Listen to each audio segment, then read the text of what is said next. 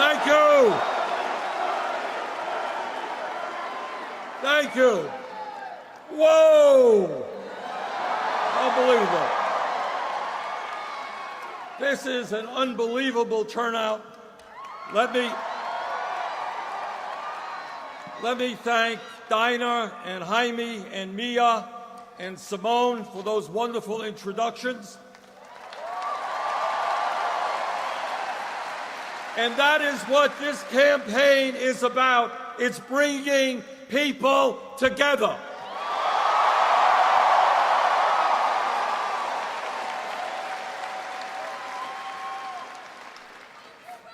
We began this campaign all of 3.5 months ago, and the momentum, as you can see tonight, has been nothing less than extraordinary.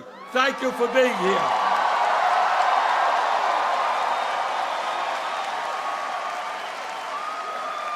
We have had great crowds in my hometown of Burlington, Vermont. All right. In Minneapolis, in Denver, in Madison, in Dallas, in Houston, in Portland, in New Orleans. Last night we had 15,000 people out in Seattle. Portland, you have done it better than anyone else.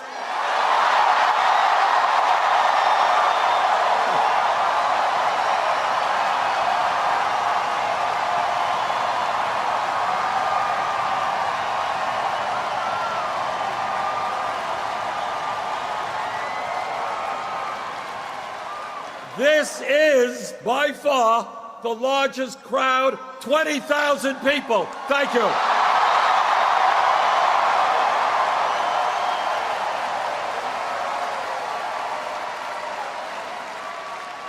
And let me begin by reiterating a point that Simone and others have made. And let me make it very clear, simple, and straightforward. There is no president who will fight harder to end institutional racism in this country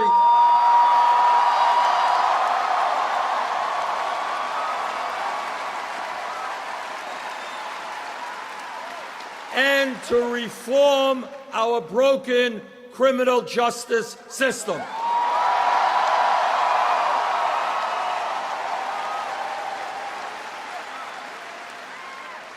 Today in America, we have the unfortunate distinction of having more people in jail than any other country on earth.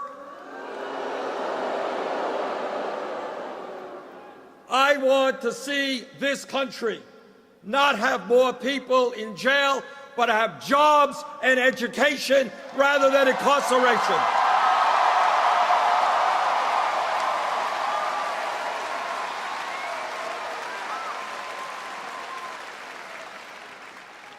Brothers and sisters, this country today faces more crises than in any time since the Great Depression of the 1930s. And what we are going to do, and what we understand, is that when problems are caused by dumb public policy, good public policy will resolve it. And today we're coming together to develop good public policy.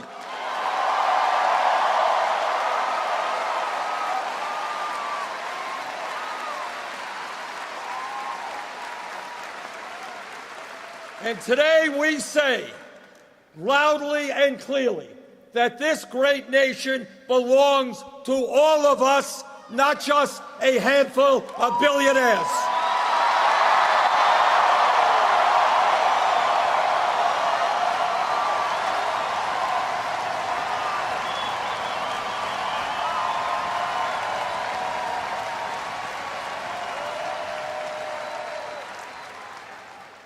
Today, we live in the wealthiest nation in the history of the world, but few people understand that or feel that because almost all of the wealth is controlled by a handful of people, and together we are going to change that.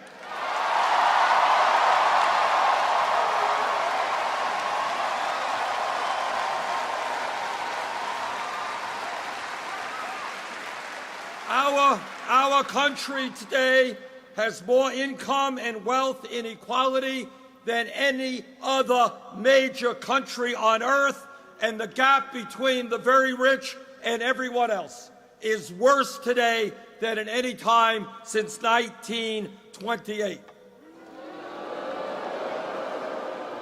In my view, the issue of wealth and income inequality is the great moral issue of our time.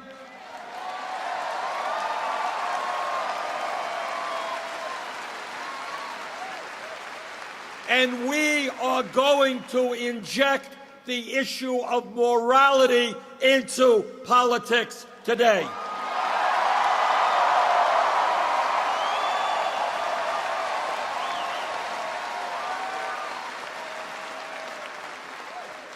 There is something profoundly wrong when the top 0.1% owns almost as much wealth as the bottom 90%. There is something profoundly wrong when over 50% of new income generated today goes to the top 1%.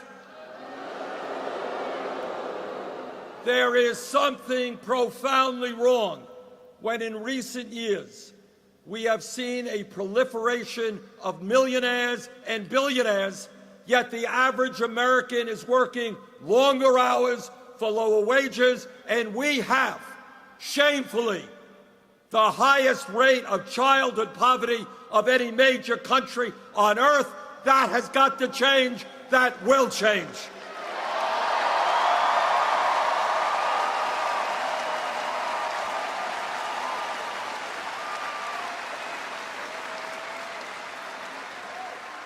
This campaign is sending a message to the billionaire class. Yes, we have the guts to take you on.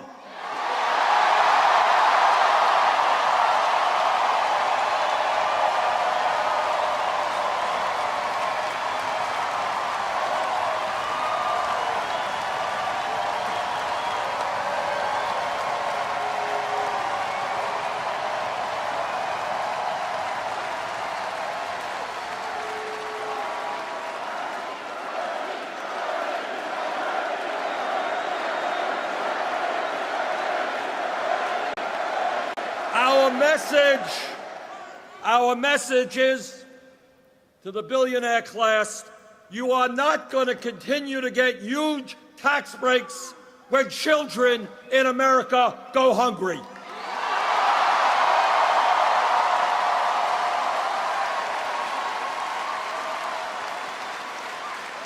You are not going to continue shutting down factories in America, sending out jobs abroad when millions of Americans are in desperate need of good-paying jobs.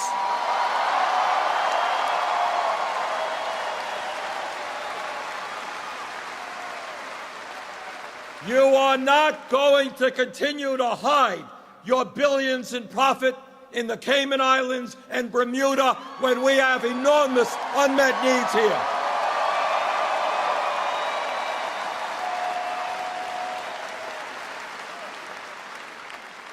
The greed of the billionaire class in corporate America is destroying this country.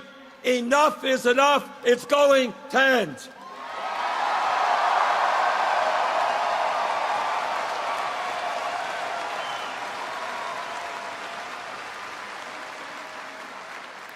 But when we talk about the economy, it is not only the grotesque level of income and wealth inequality.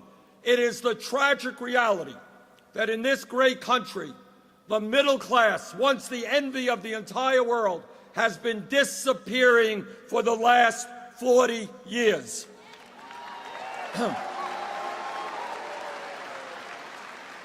Despite exploding technology and increased worker productivity, median family income today is almost $5,000 less than in 1999. In my state of Vermont and here in Oregon, it is not unusual to see people not just working one job, working two jobs, working three jobs, trying to cobble together some income and some health care. That is not what the American economy should be.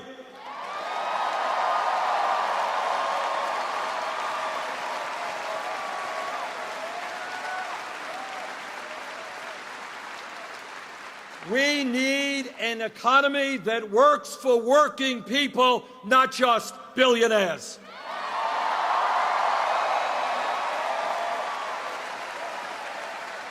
And let me tell you something that is often not discussed. Every month, government comes out with a statistic on unemployment. Last statistic said that official unemployment was 5.3%. But what they forgot to tell you is that statistic did not include those people who have given up looking for work, those people who are working part-time. Add it all together, real unemployment is over 10%. And let me tell you something that almost nobody talks about, and that is we have a huge and tragic situation regarding youth unemployment in America.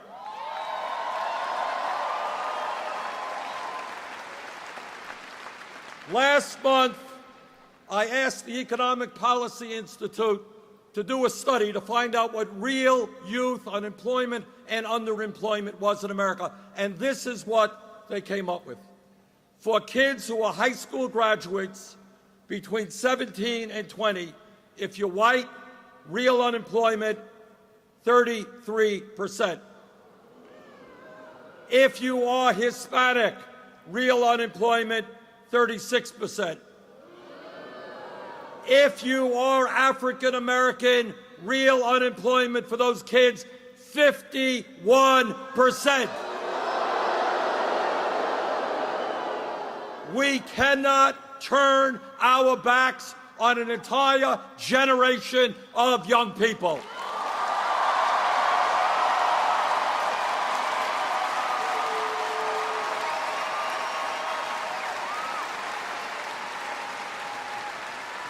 And if anybody thinks that those outrageously high unemployment numbers for our young people are not connected with the fact that we have more people in jail than any other country, you would be sorely mistaken. So my view is that instead of investing in jails and incarceration, what about jobs and education for the young people?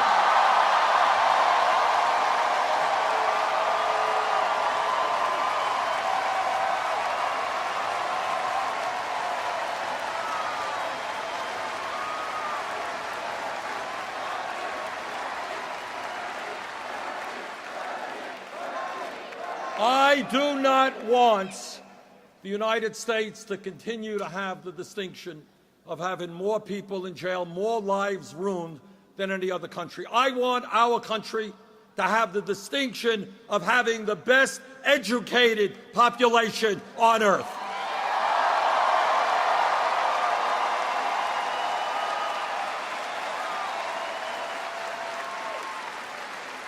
And when we talk about the economy, let us be very clear. Millions of our fellow Americans are working at wages that are much, much too low. People should not, in this country, have to work 50 or 60 hours a week in order to survive.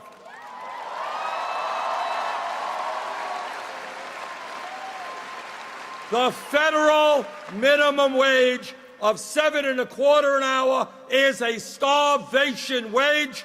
It has got to be raised to a living wage.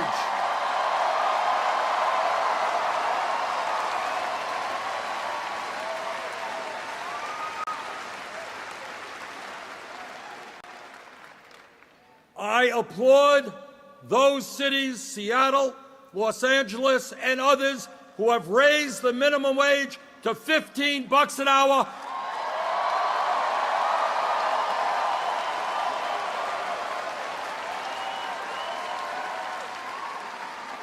And that is exactly what we will do at the federal level. $15 for all Americans.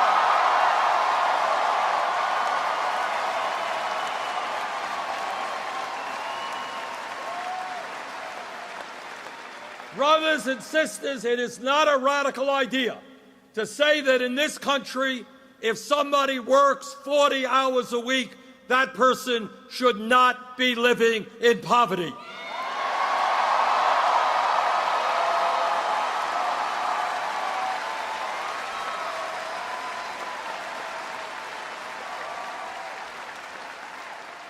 And when we talk about decent and fair wages, there is another injustice that we must address. And men, talking to the guys now, stand with the women and demand pay equity for women workers.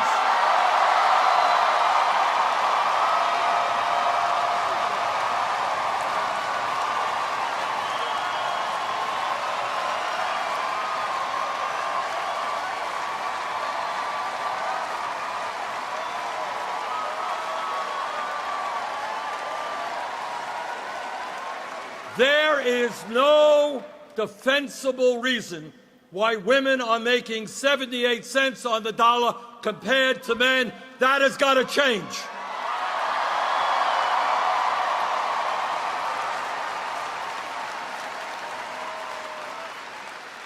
Now, I know that many of you have heard my Republican colleagues talk about family values. That's right. They just love families. But you and I know what they mean by family values. What they mean is that women in this country should not be able to control their own bodies, and I disagree.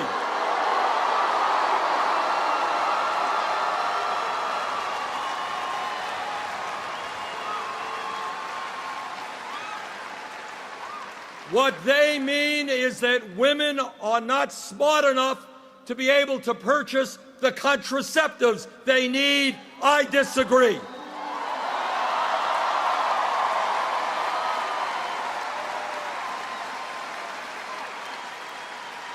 And what they also mean when they talk about their family values is that our gay brothers and sisters should not be able to marry or enjoy all of the benefits of citizenship. I disagree.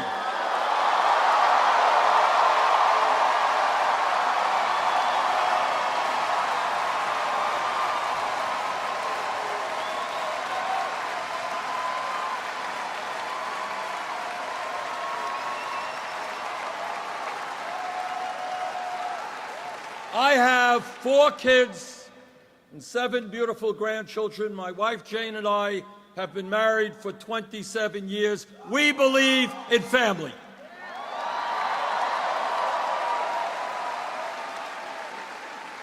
But our view of family values is just a little bit different than the Republican view. In my view, when we talk about family values, we must end the international embarrassment of the United States of America being the only major country on earth that does not guarantee workers paid medical and family leave.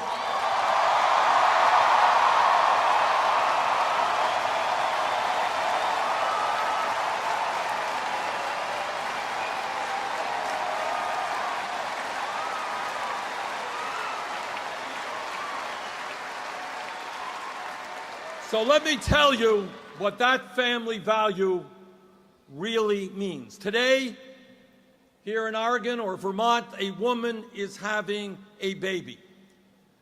That is an enormous day for that woman, for the dad, pretty big day for the baby as well. But here's the story. and I want you to think about this because this really gets to the heart of what family values are about.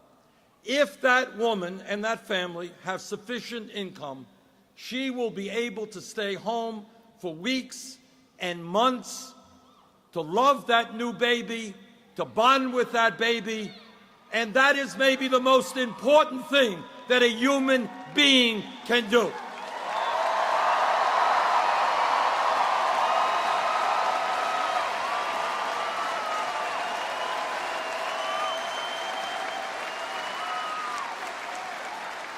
But, and here's the but, if that woman in Vermont, in Oregon, does not have sufficient income, that woman will be forced to separate herself from her newborn baby and go back to work in 5 days, 8 days, 2 weeks.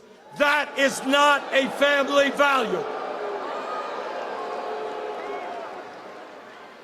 And that is why I will fight for 12 weeks of paid family and medical leave.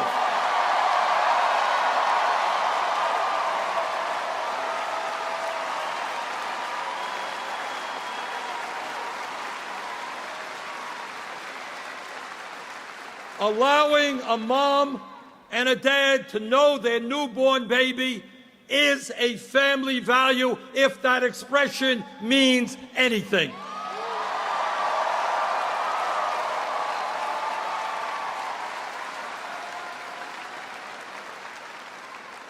As a result of the collapse of the American middle class, some of you know, some of you don't, but in America today, our people work longer hours than do the people of any other major country.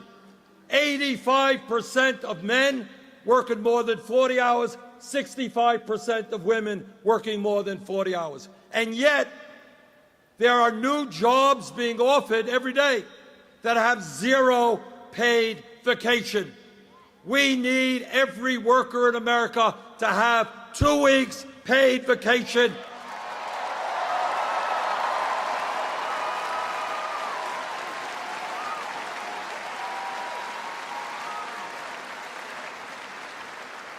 And we need paid sick leave for every American worker as well.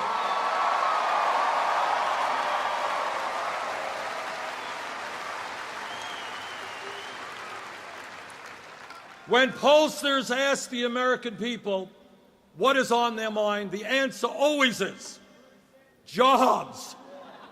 People are worried about the fragility of the economy. If they're 55, they're worried they'll be fired tomorrow, replaced by somebody half their wage, half their age, and half their wage. If they are young, high school graduate, college graduate, very difficult to find the kinds of work that pay them the wages they need. In my view, we need a major federal jobs program.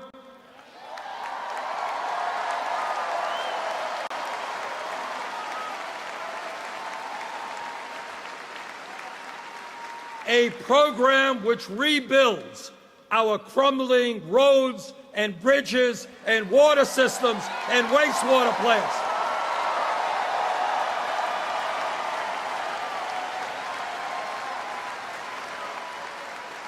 In America, our infrastructure should not be collapsing. We have introduced legislation, $1 trillion over 5 years, creating up to 13 million decent-paying jobs.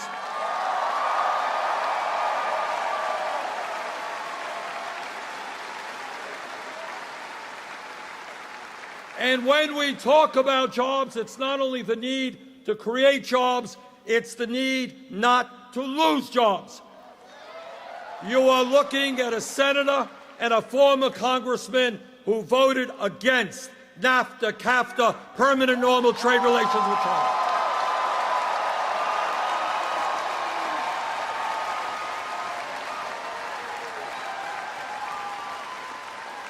And I will help lead the effort against the disastrous Trans-Pacific Partnership.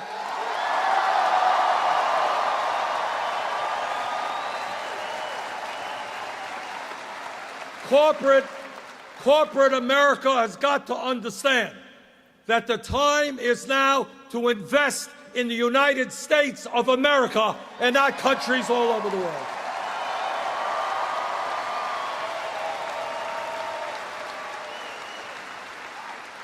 And brothers and sisters, when we talk about greed, when we talk about arrogance, when we talk about thievery, these are just some of the words to describe what goes on in Wall Street.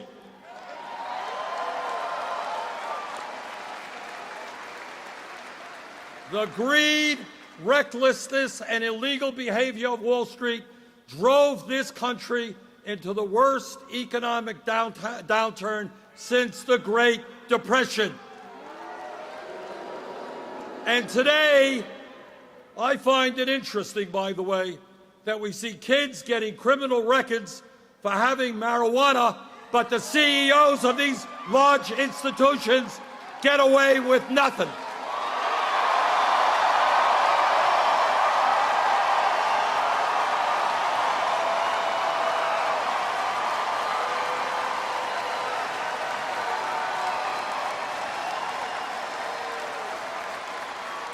How does it happen?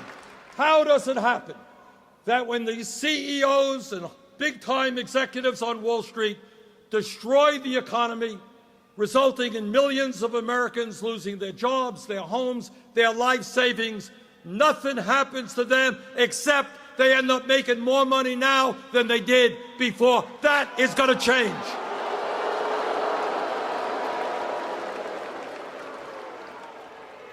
The truth is today that most of the major financial institutions are bigger now than they were when we bailed them out because they were too big to fail. In my view, number one, we have got to reestablish Glass-Steagall.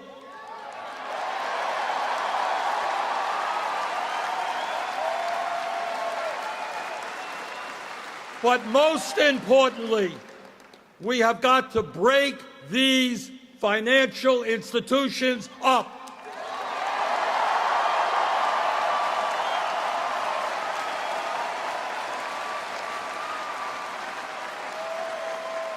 If a bank is too big to fail, that bank is too big to exist. Break them up.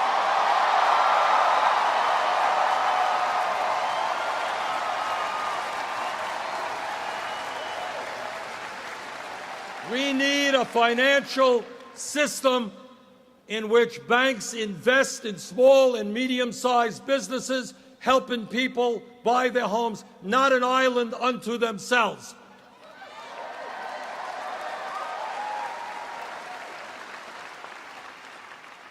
My friends, let me be as blunt as I can and tell you something that I think most of you already know, and that is, as a result of the disastrous Supreme Court decision on Citizens United,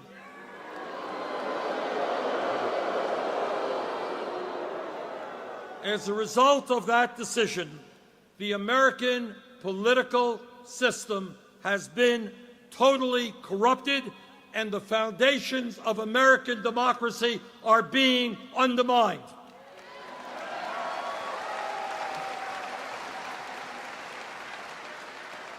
What the Supreme Court said to the wealthiest people in America, they said, guys, you already own much of the economy, you're already fantastically wealthy, but now we're going to give you the opportunity to buy the United States government. And that is exactly what they are about to do if we do not stop them.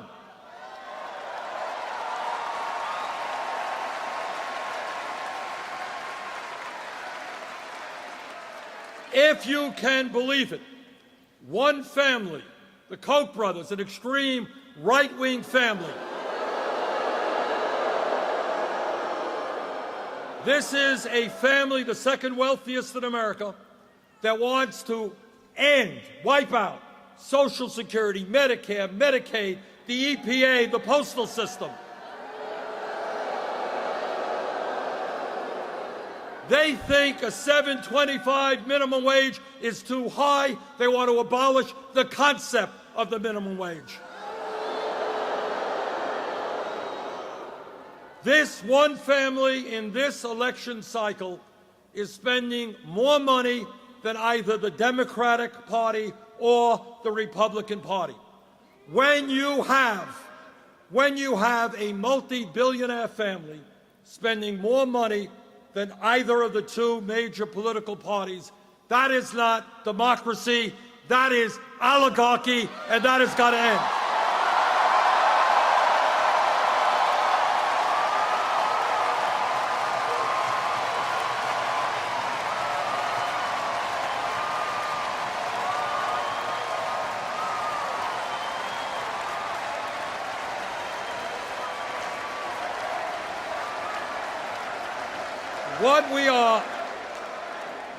What we are fighting for, and let me be straightforward and tell you this, we are fighting to maintain our democracy and prevent our government from being owned by a handful of billionaires and the politicians they employ.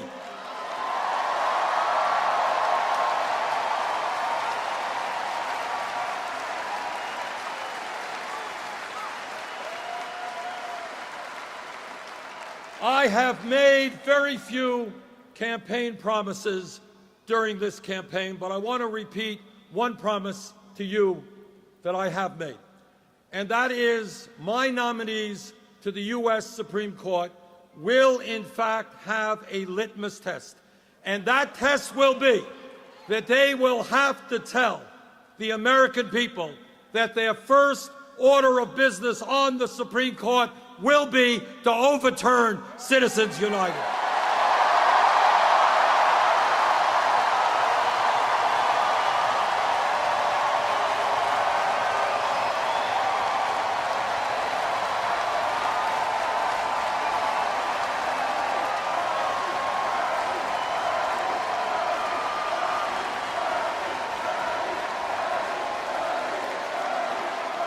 But brothers and sisters, not only do we have to overturn Citizens United if we believe, as I do and I know most of you do, that America must be a vibrant democracy, a democracy which has one of the highest voting turnouts in the world, not one of the lowest. A democracy in which any person in this arena tonight, regardless of his or her political views, you're progressive, conservative, moderate, no matter what you are, I want you to be able to run for office without begging billionaires for campaign contributions.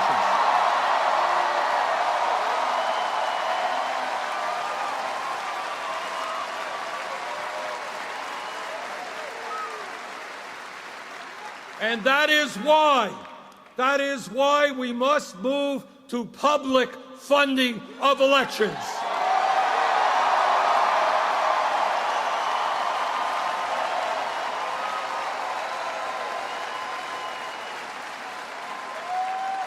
And when we talk about democracy, I want to touch briefly on another issue. A few days ago, I was at an event with Martin Luther King III and the Southern Christian Leadership Conference, one of the important civil rights groups in America. And what we talked about were two things. Number one, we celebrated the victory 50 years ago of the Voting Rights Act.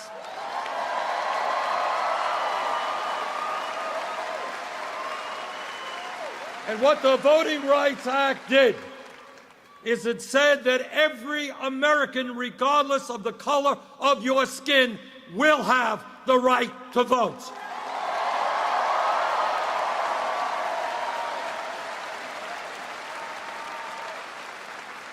But as many of you know, 2 years ago, the Supreme Court gutted a very important provision of the Voting Rights Act, and immediately afterward, states all over the country began to make it harder for people to vote, move toward voter suppression. Now, in my view, voter fraud is a very serious crime, and people who commit it should be punished. But the good news is there is almost no voter fraud in America.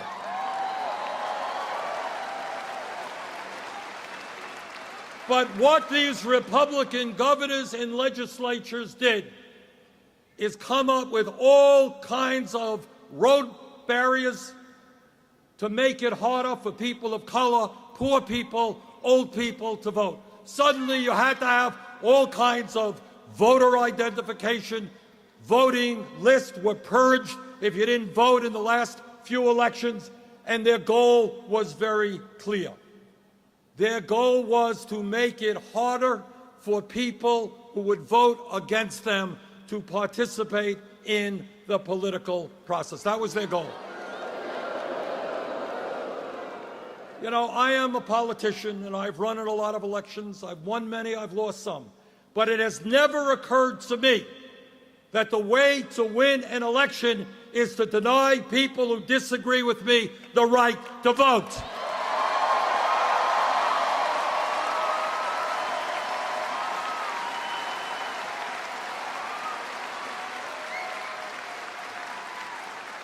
And let me be as clear as I can be. Those people who don't have the guts to run on their ideas, who think the only way they win an election is by denying people who disagree with them the right to vote, are cowards.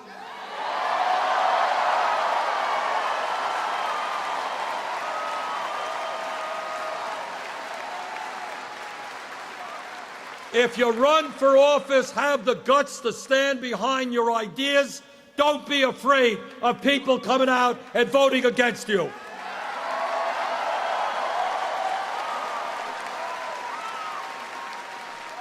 And as president, one of my highest priorities will be to end all of this voter suppression. We'll pass universal voting rights so that everybody, when they are 18, will be able to vote.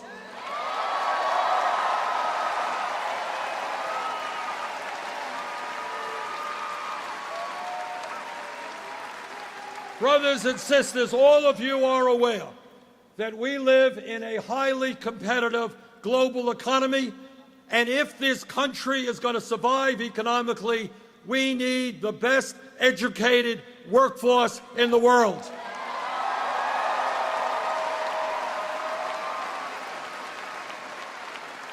And today, what is going on with regard to higher education is a national disgrace. We have in America today hundreds of thousands of bright young people, people who have studied hard, people who are qualified to go to college. But they cannot go to college for one reason. Their family lacks the money. And that is wrong. It is not only unfair to those young people who want the opportunity to become doctors and engineers and teachers, but it is dumb if we're concerned about the future of our economy.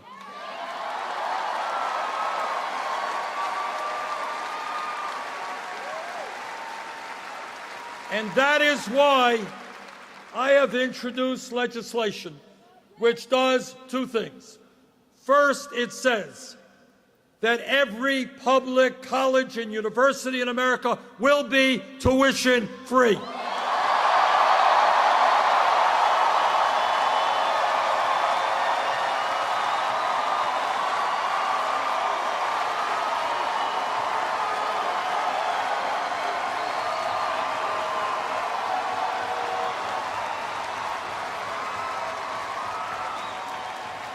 And that not only makes life easier for people who are thinking of going to college, but I'll tell you what else it does in a very profound way.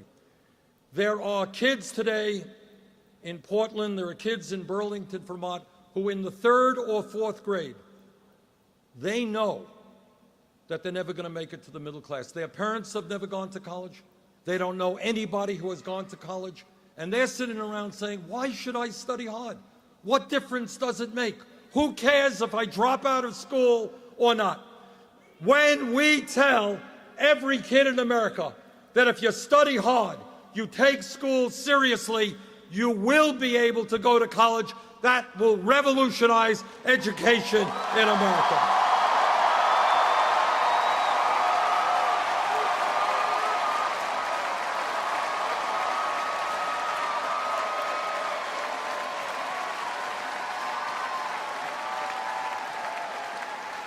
And the other part of that legislation deals with another hugely consequential issue.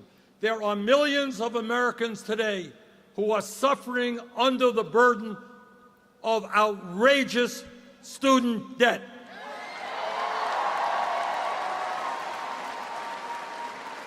And some of them are here tonight.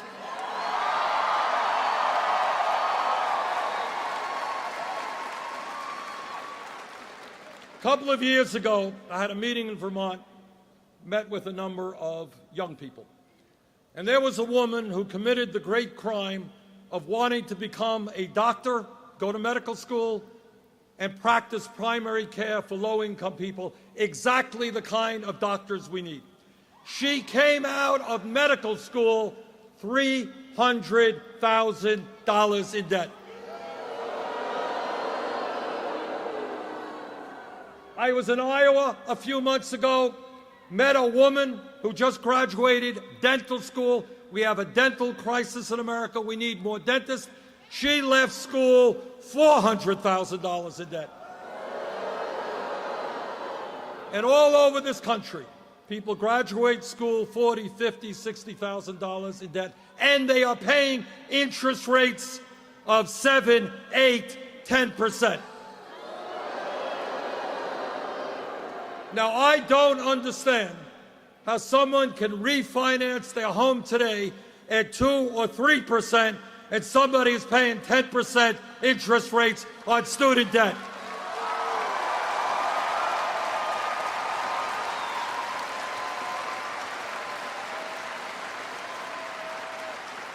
So this legislation deals with that issue in two ways.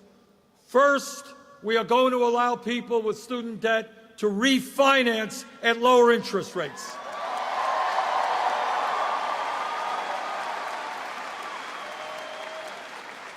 Second of all, we're going to get the government out of profiteering on student loans.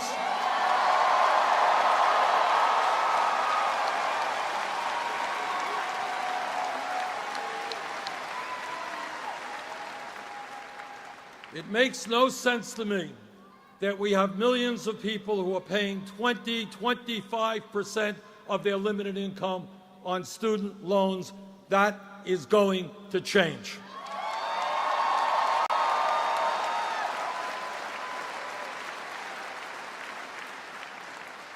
When we talk about our responsibilities as human beings, as people who inhabit this planet, as caretakers for the earth, we must understand that we have a moral responsibility to leave this planet habitable for our kids and our grandchildren.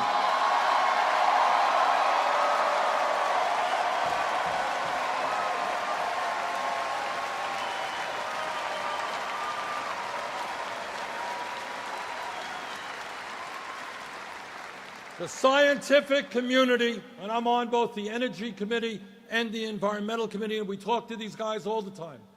They are virtually unanimous in telling us climate change is real, it is caused by human activity, it is already causing devastating problems, and we have a small window of opportunity to transform our energy situation and our energy system before the situation becomes much worse.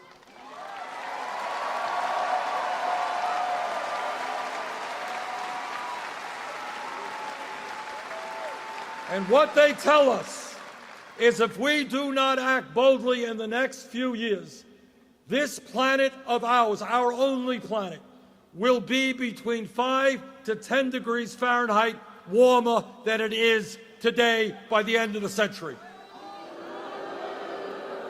And what that means, picture what it means: more drought, more flood, more extreme weather disturbances, more rising sea levels, more acidification of the ocean, more international conflict as people fight for limited resources of water and land.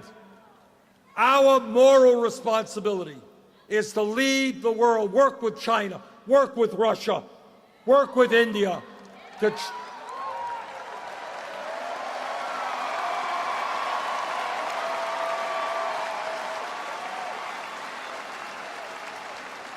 to move our energy system away from fossil fuel to energy efficiency and sustainable energy.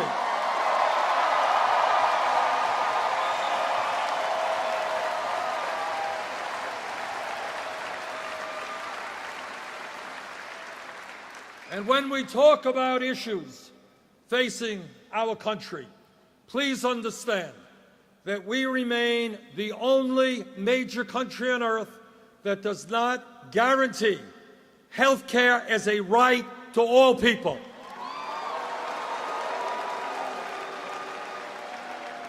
The Affordable Care Act has made some progress, but 35 million still have no health insurance, and more are underinsured with high deductibles and high copayments. It is my view that health care is a right for all people.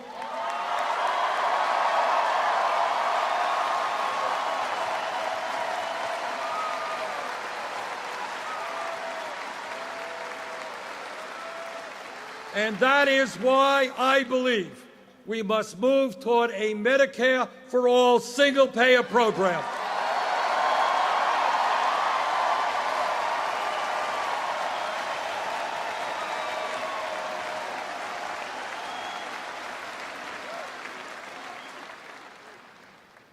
I am the ranking member of the Budget Committee, which means I lead the Democrats in opposition. And let me tell you a word. It's important that you know what the priorities are of the Republican Party.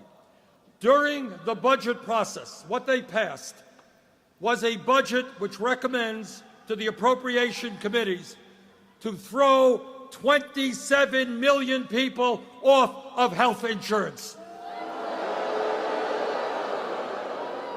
And when you ask them what happens to those people who no longer can get the Affordable Care Act or Medicaid, how many will die? How many will suffer?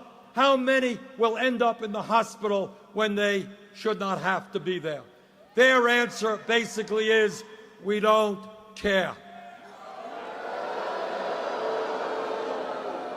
At a time when families cannot afford to send their kids to college, they cut Pell Grants by $90 billion over a 10-year period. At a time when families are struggling to put food on the table, half the kids in public schools are on free or reduced lunch programs, they made billions of dollars in cuts in nutrition programs. We have got to tell the Republicans and their corporate sponsors that those are not the priorities of the American people.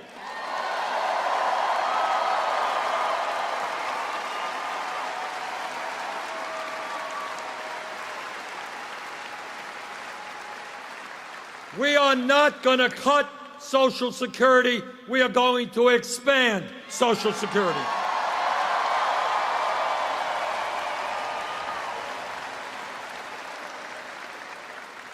We are not going to cut benefits for veterans. We're going to make sure that every veteran gets the health care and benefits that they're entitled to.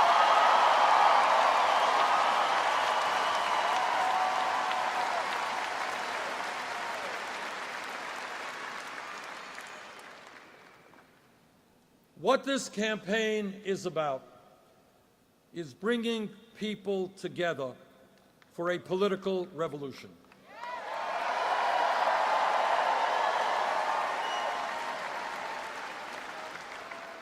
It means that while we may have differences of opinion on this or that issue, it is imperative that all of us stand together for our kids and our parents and create a nation in which everybody lives in dignity.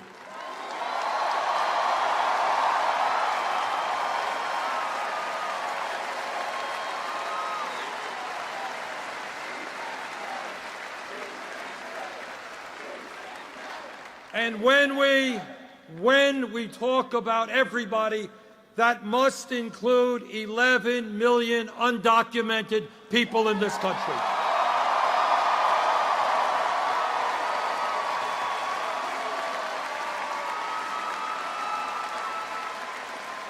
These people can no longer live in the shadows, can no longer be exploited, can no longer have their families divided.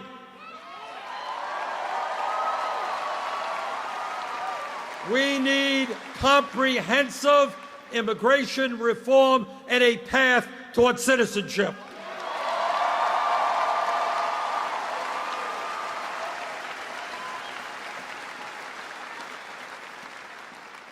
All of you know that this world is a crazy and dangerous world. We see horror after horror. We see what ISIS does. We see what the barbarity, the conflicts, people getting blown up all over the world. And nobody, I can assure you, has a magical answer to solving these issues. The other day, I talked to the President about his proposal to bring forth a process for Iran not to be able to get a nuclear weapon, but to do it without going to war.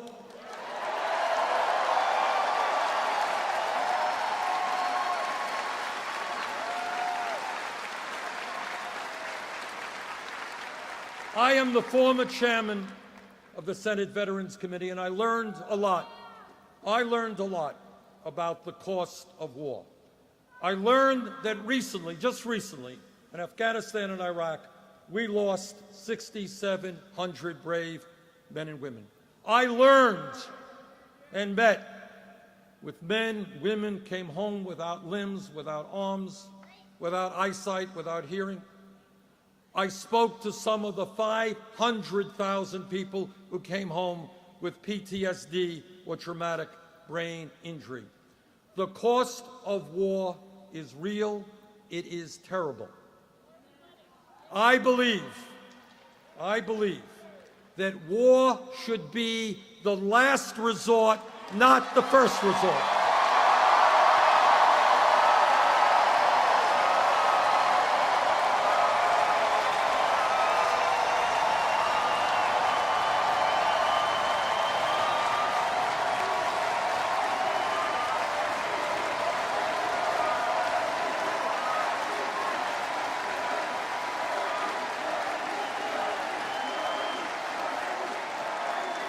I cannot tell you, as somebody who voted against the war in Iraq, I can't tell you, I can't promise you that the agreement negotiated by the President and Secretary of State Kerry will work. I can't promise you that. It was a complicated agreement involving China and Russia and Germany and the UK and France and Iran. But I think we have got to give that process a chance before we go to war.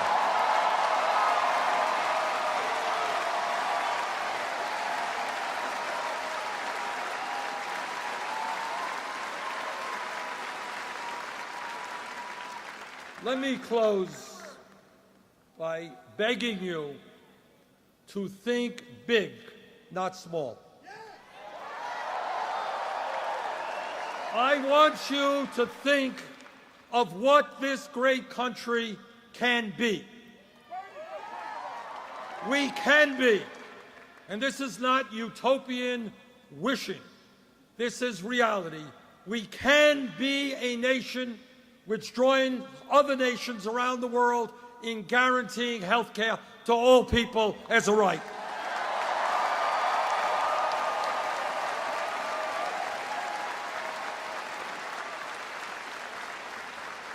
We can be a nation in which working parents go to work. They know that their babies and their kids are in quality, affordable child care.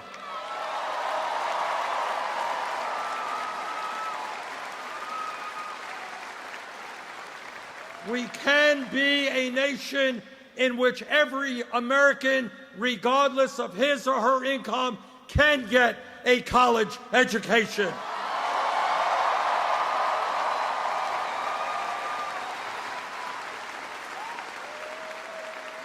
We can be a nation, not where seniors today who are living on $12,000, $13,000 a year cannot afford their medicine or to heat their homes. We can be a nation in which every senior lives out their lives in dignity and security.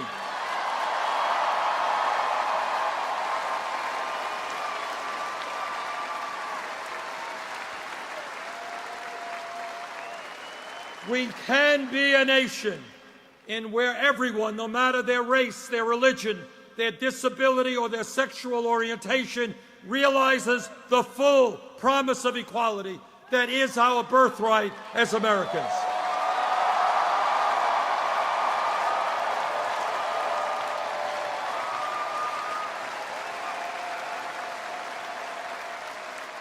Brothers and sisters, this is the nation we can create when we stand together and not let people divide us.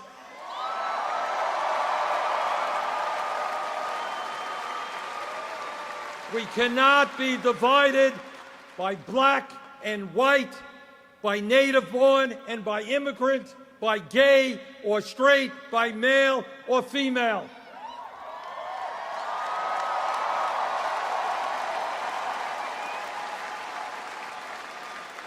They have unlimited sums of money.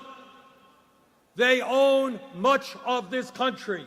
They control much of the media. They are very powerful.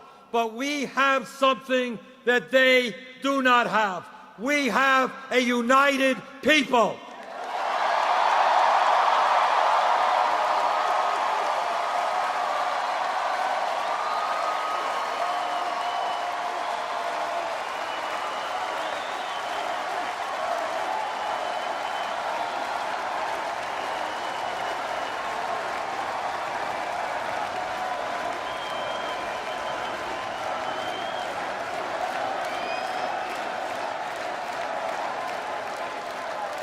And when we stand together, not let little things divide us up, when we stand together, when we say enough is enough, this country belongs to all of us. When we do that, there is nothing we cannot accomplish. Thank you all very much.